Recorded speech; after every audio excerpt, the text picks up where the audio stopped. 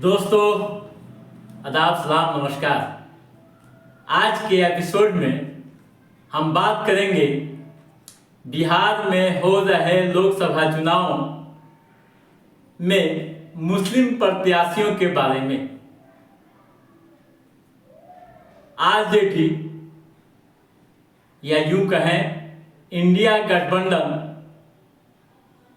का एक बड़ा हिस्सा जो आरजेडी है, जो अपने आप को मुसलमानों का मसीहा कहलाती है और मुसलमानों का 70 से 80% वोट लेने में कामयाब रहती है, लेकिन जब प्रत्याशी देने की बात आती है तो हाथ खड़े कर लेती है। आखिर ऐसा क्यों हो रहा है, खासकर इस चुनाव में? पूर्व के चुनाव में आंकड़ा कुछ हद तक ठीक था और 4 से 5 प्रत्याशी आरजेडी की ओर से मैदान में उतरते थे और जीतते भी थे। लेकिन इस बार माई फैक्टर से एम गायब होता दिख रहा है। आखिर मुसलमानों की सियासत पर इस तरह का संकट कौन ला रहा है और इसके पीछे की राजनीतिक कहानी क्या है, हम इस पर विस्तार से चर्चा करेंगे और यह जानने की पूरी कोशिश करेंगे कि आखिर मौजूदा दौर में बिहार के मुसलमान किस पर भरोसा करेंगे और आगामी चुनाव में क्या अपनी रणनीति बनाएंगे। जो बातें छन कर आ रही है, राजनीतिक गलियारों में जो चर्चाएं हो रही है, उस पर भी हम विस्तार से आकलन करेंगे। दोस्तों, बिहार में 13 करोड़ लोग रहते हैं, यानी बिहार की आबादी कुल 13 करोड़ है। इस आबादी में 17.70% आबादी मुसलमानों की है। कितना? 17.70% आबादी मुसलमानों की है। वहीं जादों की बात करें तो उनकी आबादी 14.24% है। राजद महागठबंधन ने आबादी के अनुसार हिस्सेदारी देने की बात जरूर कहती रही है, लेकिन धरातल पर वैसा नहीं दिखता है।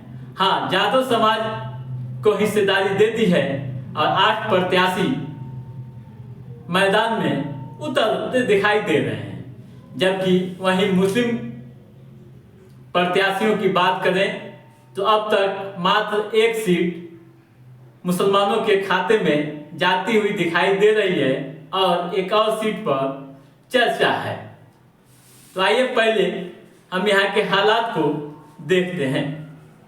दोस्तों, जैसा कि आप जानते हैं कि राजद की जो राजनीतिक इमारत है वह माई से मिलकर बनी है, यानी MY, यानी मुस्लिम और जादव से मिलकर राजद की समीकरण बनी है। उत्तर प्रदेश की तर्ज पर यह समीकरण बनाई गई है और राजनीतिक नींव रखी गई है, इमारत रखी गई है, राजनीतिक इमारत। लेकिन जो हालात बन रहे हैं, जिस तरह की समस्याएं पैदा हो रही है, जो चर्चाएं हो रही हैं, उस पर बात करें तो मुसलमान पूरी तरह से हाशिए पर आ गए हैं।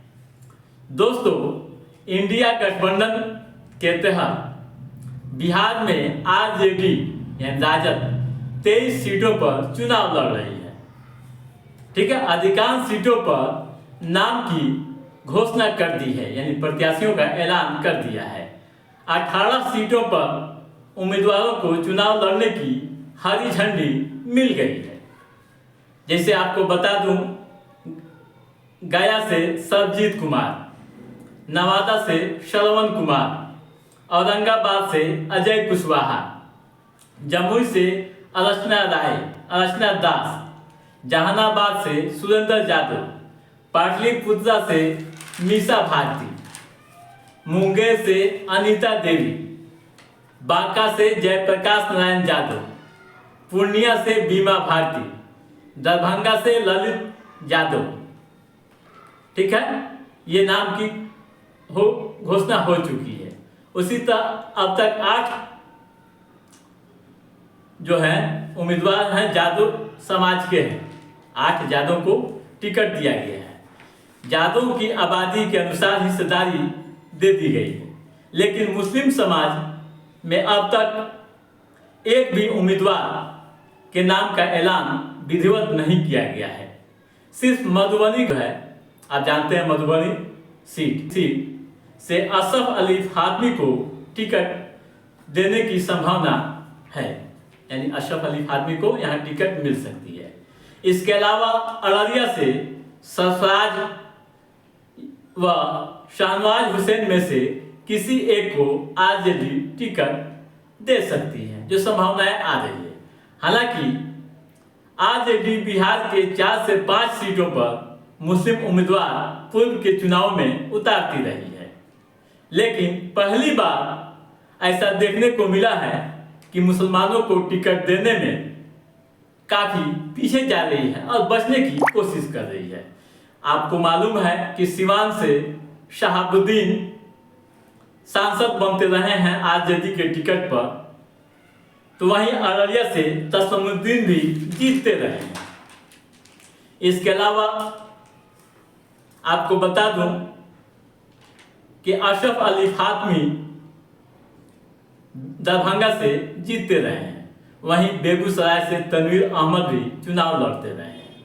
ठीक है, वहीं 2019 के चुनाव की बात करें तो शिवहर से भी आरजेडी ने मुस्लिम प्रत्याशी दिया था, लेकिन इस बार अभी तक सिर्फ एक मधुबनी सीट से अशरफ अली फातमी को चुनाव में उतारने की बात हो रही है और उन्हें हरी झंडी दी गई है।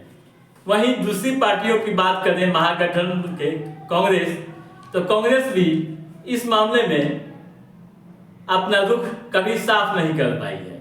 उसे 9 सीटें मिले हैं और 9 में से मात्र 2 सीट मुसलमानों की दी है। एक किशनगंज है जहां से मौजूदा सांसद मोहम्मद जावेद प्रत्याशी है, वह दूसरी सीट कटिहार है जहां से तारिक अनवर मैदान में है। ठीक है, तीसरे सहयोगी की बात करें लेफ्ट यानी वामपंथी कम्युनिस्ट, तो इन्होंने एक भी मुस्लिम प्रत्याशी नहीं दिया है। उन्होंने एक भी मुस्लिम प्रत्याशी नहीं दिया है। वहीं अभी हाल में मुकेश सहनी भी आए हैं महागठबंधन में वीआईपी, इन्हें भी 3 सीटें दी गई है। जातीय जनगणना के आंकड़ों के अनुसार जो हिस्सेदारी बनती है वो क्यों नहीं मिल रही है, एक बड़ा सवाल राजनीतिक गलियारों से लेकर आम लोगों तक पहुंच रहा है। आखिर राजद ऐसा क्यों कर रही है, उसके पीछे की कहानी क्या है? दोस्तों, सामाजिक न्याय के नारे जिसकी जितनी हिस्सेदारी, जिसकी जितनी आबादी उसकी इतनी हिस्सेदारी पर बात राजद प्रमुख लालू यादव से लेकर तेजस्वी यादव तक खूब करते रहे हैं, लेकिन धरातल पर कुछ दिखाई नहीं देना चाहिए, नहीं दे रहा है।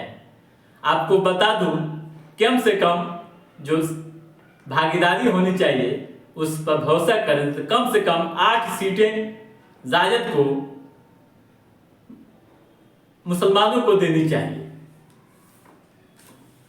दोस्तों, आपको मैंने पहले ही बताया कि 70 से 80% वोट मुसलमानों का वोट राजद लेती रही है और पटना से लेकर दिल्ली तक अपना कब्जा जमाती रही है सदन में।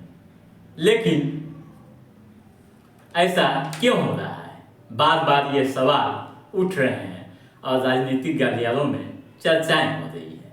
वहीं AIMIM की बात करें, AIMIM के प्रमुख असदुद्दीन ओवैसी मुस्लिमों के प्रतिनिधित्व का मुद्दा बार बार उठाते रहे हैं। वे कई बार अपनी सभाओं में यह कह चुके हैं कि सपा व राजद मुस्लिमों का वोट लेना जानती है। मुस्लिम बैंक चाहते हैं लेकिन मुस्लिम उम्मीदवार नहीं चाहते हैं।